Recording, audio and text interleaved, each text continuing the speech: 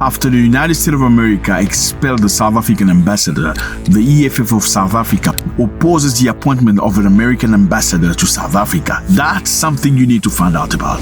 Niger has withdrawn an operating license to a Chinese hotel for mistreating and disrespecting Nigerians. This is something you need to find out about. Let's go.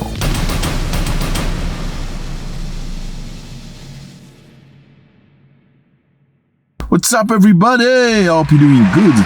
It's a beautiful day. Thank you very much for stopping by. You appreciate it. Hey, I like it when you guys come, and I know you come many times. A lot of people come here twice a day. Some of you come 3 times a day. And sometimes when you don't publish, I get inbox messages on Instagram, especially people sending me messages. Hey, Zack, what's going on? We haven't heard from you today. Wagwan, me boss. It feels good. I appreciate you. And I know somebody made a comment saying, oh, Zack, you feel like we've seen each other. I watch your videos every single day. Thank you for being here. You're very much appreciated. And I want to thank everybody for making this something that it is today. I also want to say special thank you for the people that have joined our private group. Thank you very much for your presence, your contribution. Thank you very much for being part of the special people, people who are profiting from internal videos that we cannot necessarily show here.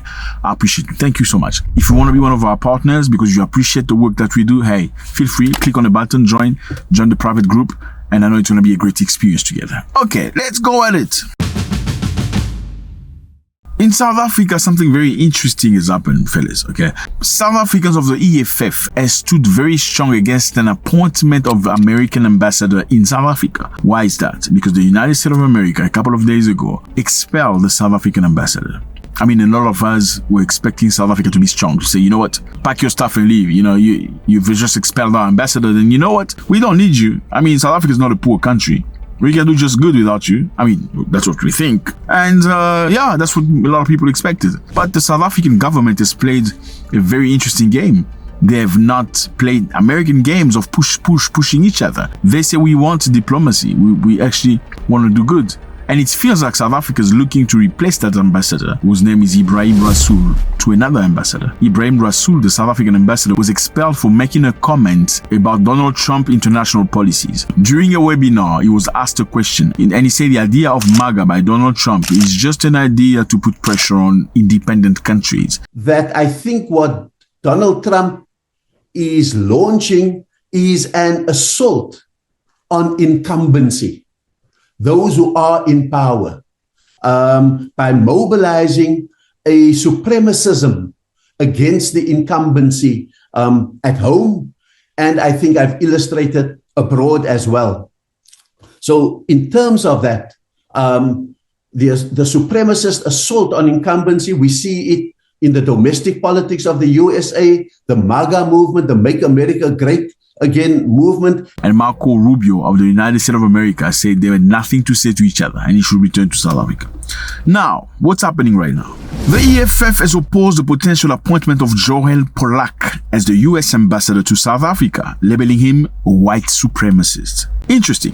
The party has pledged to block his entry into the country and ensure that President Cyril Ramaphosa does not sign his letter of credence if he is appointed.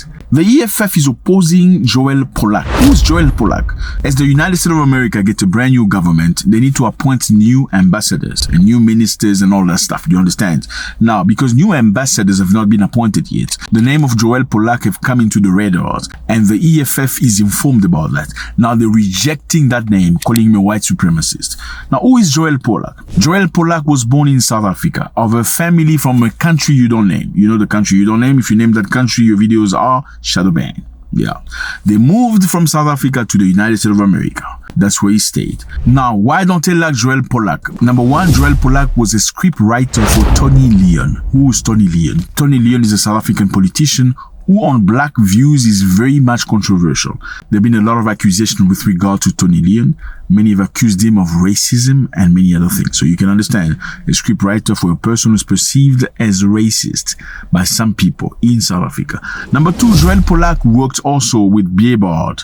Joel Pollak was very influential in Beabard News, where he participated in many occasions.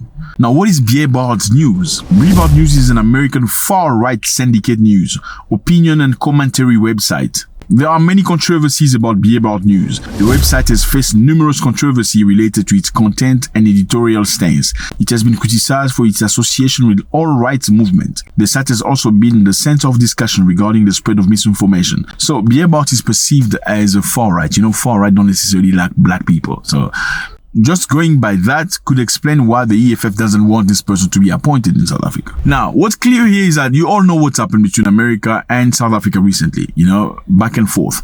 Julius Malema, who's the leader of the EFF, came very strongly against the United States of America very lately. He explained saying the reason why they're coming at South Africa is not because of anything South Africa has done wrong to the white people of South Africa.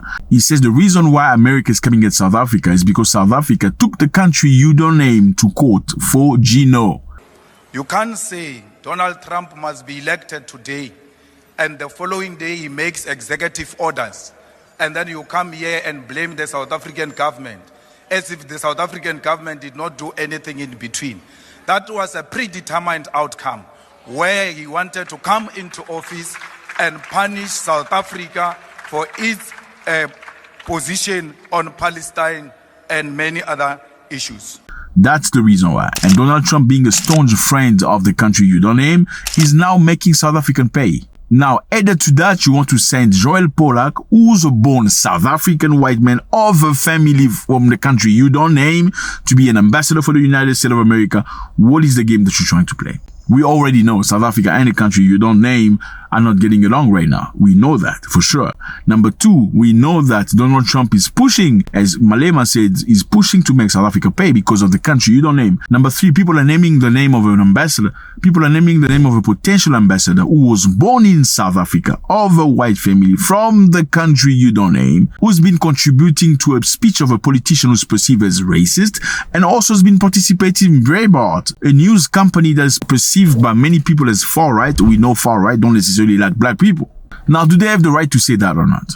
The other question is this one. Should this be only about EFF? Do you think the EFF would accept that America chases their ambassador while they do nothing?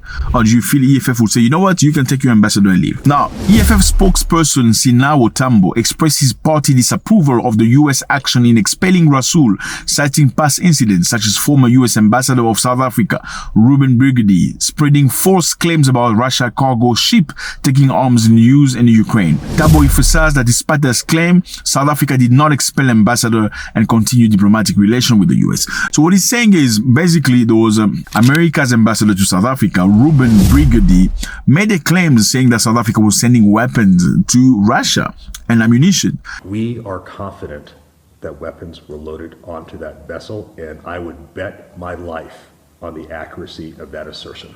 He said there was a ship that docked in Cape Town or somewhere around Cape Town that were taking things to Russia to continue the war against Ukraine.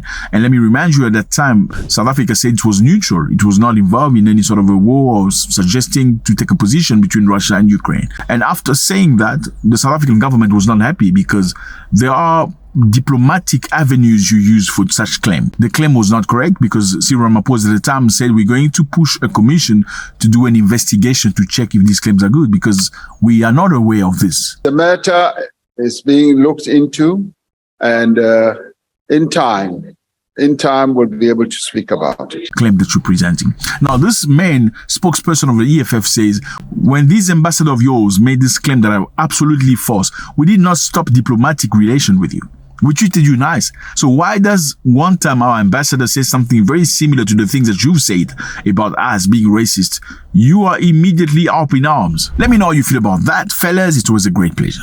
Okay, now we are moving to Niger.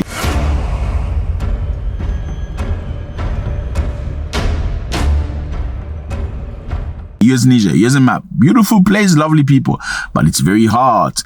Now, Niger is one of those countries that just freed itself very lately. Free from what? Free from the colonialist control. Okay, Niger was a country that was colonized by the French.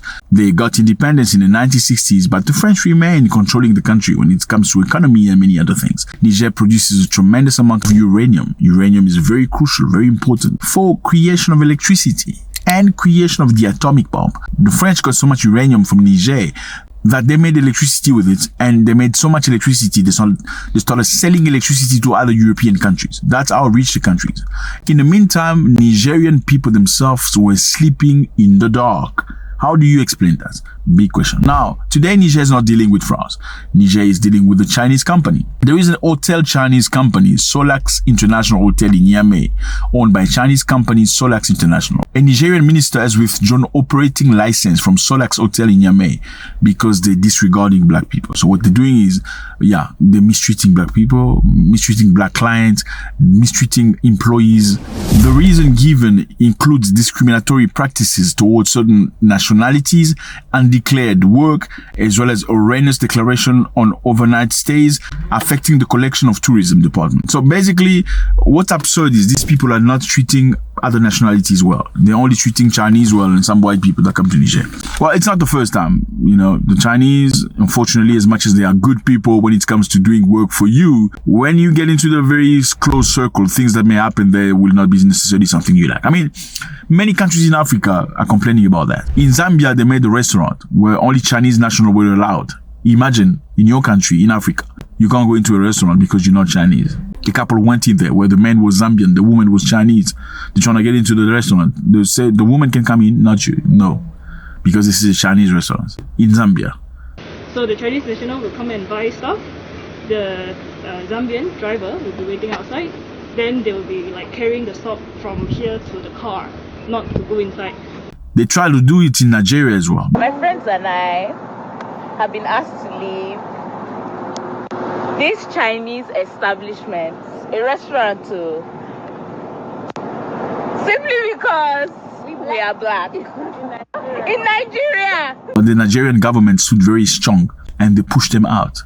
As opposed to Zambia, unfortunately. In Zambia, those people went and made noise and that was it. Chinese companies in Africa don't necessarily treat people well. And in Niger, they were told, you know what, thank you very much. We are withdrawing your license. You're not going to operate in this country. Not yet.